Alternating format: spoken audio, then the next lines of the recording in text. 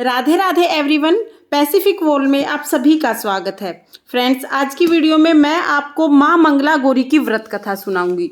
तो देखिए, माँ मंगला गौरी की पहले हम पूजा करते हैं, फिर पूजा करने के बाद भोग आदि चढ़ाने के बाद हम माँ मंगला गौरी की व्रत कथा सुनते हैं।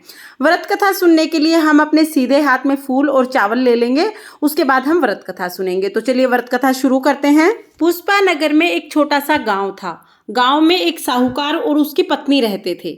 साहूकार के पास धन वैभव की कोई कमी नहीं थी। उसका व्यापार भी बहुत अच्छा चल रहा था, परंतु उसके कोई संतान नहीं थी। इस दुख के कारण साहूकार और उसकी पत्नी हमेशा दुखी रहते थे। कोई भी सुख उन्हें अच्छा नहीं लगता था। एक बार साहूकार के घर पे एक साधु महात्मा आए। साहूकार ने साधु महात्मा का बहुत आदर सत्कार किया, बहुत सम्मान किया, लेकिन साहूकार कुछ उदास उदास सा लग रहा था। साधु महात्मा के पूछने पर साहूकार ने बताया कि हे भगवान, मेरी कोई संतान नहीं है। संतान के अभाव में मुझे कोई भी चीज अच्छी नहीं लगती है, कोई भी सुख मुझे अच्छा नहीं लगता है। तब साधु महात्मा ने बताया कि अगर तुम्हारी पत्नी माँ मंगला गौरी के विधिवत व्रत करेगी तो माँ मंगला गौरी की कृपा से तुम्हें संतान की प्राप्ति होगी। साधु महात्मा के चले जाने के बाद साहूकार की पत्नी ने माँ मंगला गौरी के विधि पूर्वक व्रत करना शुरू कर दिया।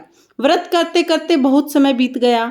एक दिन साहूकार को सपने में माँ मंगला गौरी दिखाई दी। माँ मंगला गौरा ने साहूकार को कहा कि एक आम का पेड़ है, उसके नीचे गणेश जी की मूर्ति स्थापित है। उस पेड़ से आम तोड़कर अपनी पत्नी को खिलाओ, जिससे तुम्हें संतान की प्राप्ति होगी। साहूकार ने सुबह उठकर पेड़ को खोजना शुरू कर दिया। कई दिन बीत गए। आखिरकार एक दिन साहूकार को वो आम का पेड़ मिल गया, जिसके नीचे गणेश जी की मूर्ति स्थापित थी। पेड़ पर बहुत सारे आम लगे हुए थे, लेकिन आम बहुत ऊंचाई पर लगे हुए थे। साहूकार पत्थर फेंककर आम तोड़ने का प्रयास करने लगा। आम तो टूट गया, लेकिन एक पत्थर गणेश जी को जा लगा, जिससे गणेश जी बहुत क्रोधित हुए और उसी समय आकाशवाणी हुई कि हे साहूकार, तुमने आम के लालच में मुझे पत्थर मारा है। माँ गौरा की कृपा से तुम्हें संतान की प्राप्ति तो हो जाएगी, लेकिन 21 वर्ष की आयु में तुम्हारी संतान की मृत्यु हो जाएगी। जैसे तुमने मुझे चोट पहुंचाई है, वैसे ही तुम्हें भी चोट लगेगी। साहूकार बहुत दुखी हुआ, लेकिन उसने आम लाकर अपनी पत्नी को दे दिया और पत्नी को आम खाने के लिए कहा, लेकिन गणेश जी को चोट लगने वाली बात अपनी पत्नी को नहीं बताई। माँ गौरा की कृपा से 9 महीने बाद उन्हें एक सुंदर पुत्र रत्न की प्राप्ति हुई। समय बीतता चला गया, लड़का भी बड़ा हो गया। जब उसका पुत्र 20 वर्ष का हो गया, तब साहूकार ने कहा कि मैं अपने पुत्र के साथ व्यापार करने के लिए जाऊंगा। दोनों पिता पुत्र व्यापार के लिए चले गए। जब वो दोनों व्यापार करके वापिस आ रहे थे, तो एक तालाब के किनारे पेड़ के नीचे बैठकर दोनों खाना खाने लगे। तभी उस तालाब के किनारे 2 लड़कियां कपड़े धो रही थी और आपस में बात कर रही थी। एक का नाम कमला था और दूसरी का नाम बिमला था। कमला ने कहा कि बहन, मैं तो माँ मंगला गौरी के व्रत करती हूँ, इसके प्रभाव से मुझे बहुत ही अच्छा घर और वर मिल जाएगा। तुम भी माँ मंगला गौरी के व्रत किया करो, जिससे कि तुम्हें भी मनचाहा वर मिले और अच्छा घर मिले। साहूकार उन दोनों की बातें सुन रहा था। साहूकार ने सोचा कि कमला माँ मंगला गौरी के व्रत करती है, उसको अखंड सौभाग्य की प्राप्ति होगी। अगर मैं अपने बेटे का विवाह उससे कर दूं तो मेरे बेटे की मृत्यु नहीं होगी। यह सोचकर साहूकार कमला के पीछे पीछे चला गया और उसके घर पहुंच गया।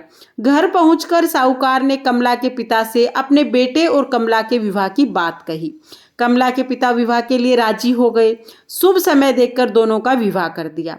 कमला अपनी ससुराल आ गई। ससुराल आकर भी कमला माँ मंगला गौरी के व्रत करती रही। घर में बहुत हंसी खुशी का माहौल था, सभी बहुत खुश थे। एक दिन कमला जब रात को सो रही थी, तब उसे माँ मंगला गौरी सपने में दिखाई दी। माँ मंगला गौरी ने कमला को कहा, पुत्री, अगले मंगलवार को एक सांप के डसने से तुम्हारे पति की मृत्यु हो जाएगी, परंतु तुम डरना नहीं, तुम मेरी भक्त हो, तुम पर मेरी विशेष कृपा बनी रहेगी। जब सांप तुम्हारे पति को डसने के लिए आए तो तुम एक कटोरे में दूध भरकर रख देना और उसके पास ही एक कोरा मिट्टी का घड़ा रख देना। जैसे ही दूध पीकर सांप घड़े में बैठेगा, तुम घड़े को बंद कर देना और जंगल में छोड़ आना। कमला सुबह उठी, उसने किसी को कुछ नहीं बताया। जब मंगलवार आया तो सांप आ गया। कमला ने सांप के सामने दूध रखा और एक कोरा घड़ा रख दिया। जैसे ही सांप ने दूध पिया, वो जाकर घड़े में बैठ गया। कमला ने घड़े को ढक दिया और उसे जंगल में छोड़ आई। आने के बाद कमला ने सारी बात बताई। साहूकार बहुत खुश था क्योंकि साहूकार को पता था कि सांप के डसने से उसके पुत्र की मृत्यु होने वाली है। साहूकार ने पूरे नगर में ढिंढोरा पिटवा दिया कि सभी औरतें मां मंगला गौरी का व्रत जरूर करें। मां मंगला गौरी का व्रत करने से संतान की प्राप्ति होती है और अखंड सौभाग्य मिलता है। नगर की सभी औरतें कमला के पास आकर मां मंगला गौरी व्रत की विधि जानने लगी। इसके बाद कमला ने बहुत ही धूमधाम से मां मंगला गौरी के व्रत का उद्यापन किया।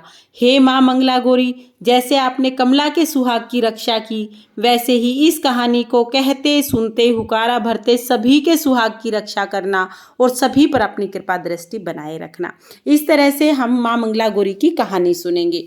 मां मंगला गौरी की कहानी सुनने के बाद एक गणेश जी की कहानी भी आप जरूर सुने। उसके बाद जो हाथ में हमने चावल और फूल लिया है वो हम मां मंगला गौरी को समर्पित करेंगे। तो इस तरह से हमारी कहानी पूर्ण हो जाएगी। फ्रेंड्स, ये थी मां मंगला गौरी की बहुत ही पौराणिक कथा।